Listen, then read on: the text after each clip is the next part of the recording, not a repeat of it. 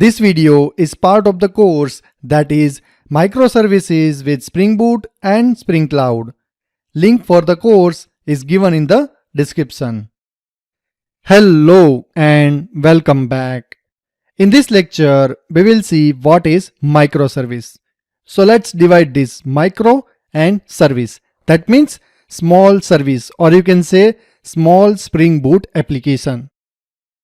Here I am taking the context of Spring Boot because this course is all about microservices with Spring Boot and Spring Cloud. But this concept of microservice is applicable for any of the programming language, or you are using any web framework like Strut, Dropwizard, or any other PHP or Python based web frameworks. The concept of microservice is same. So here is our university monolithic application. So what we can do is that each of this component we can make as separate Spring Boot application. So that will be microservice. So in our example, we have 6 components. So what will happen? Student microservice, address microservice, and same like for faculty, professor, examination, result, and if any other component is there, the same is applicable. Each of this component will become separate Spring Boot application, and that is called as microservice. So we can say like we have student service, address service, and so on. So likewise, you can have hundreds of or thousands of microservices divided from the monolithic application. So our monolithic application will be divided into small Spring Boot application that is called as microservice. Now let's see how this microservice concept is resolving the drawbacks of the monolithic application.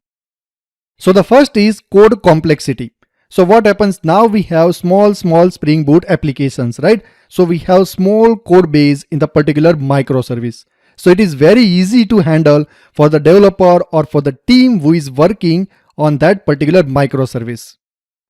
If you have a change in one microservice, you just need to test that particular microservice only. You don't need to test all the microservices.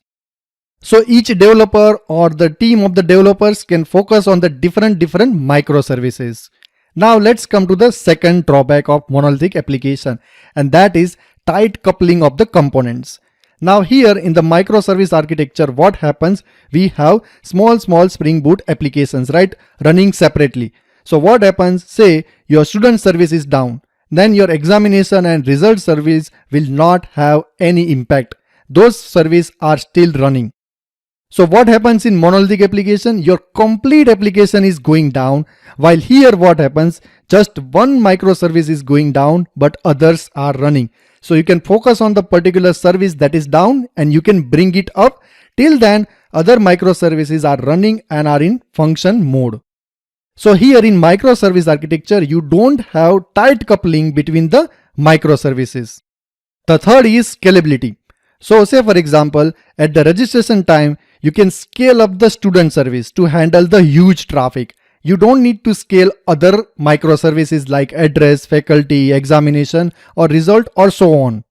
In the same way, when university is taking the examination, you just need to scale up your examination microservice. And we know, right, in the cloud, it's very easy to scale up or scale down the services.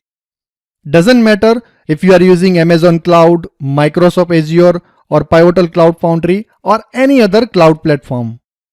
In the same way, when university is announcing the results, you can scale down the other microservices like student, examination, and you can scale up the result microservice to handle the huge traffic for that particular period.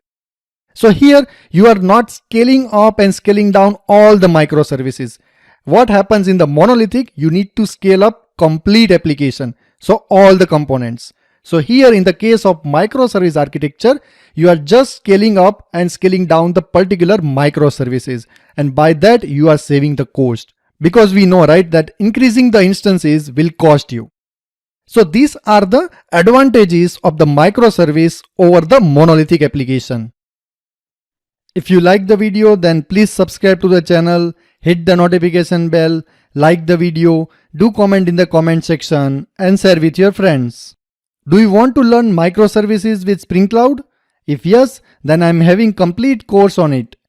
In this course, First you will learn what is microservice and what is monolithic application, and after that you will learn difference between these two. In this course you will learn OpenFin REST client for the communication between your microservices. You will also learn Spring Cloud Netflix Eureka for the service discovery and registry. In this course, you will learn client-side load balancing with Spring Cloud Load Balancer. This course also covers Spring Cloud API Gateway for microservices. You will learn fault tolerance and circuit breaker with Resilience 4J. In microservices, tracing down the request is very important. So in this course, you will learn distributed tracing with Sleuth and Zipkin. This course covers Spring Cloud Config Server to have your common set of properties at one place. So what are you waiting for? Link for the course is given in the description. Just click on that link and start building microservices with Spring Boot and Spring Cloud. So that's all for now. We'll see you in the another video. Till then, happy learning and happy coding.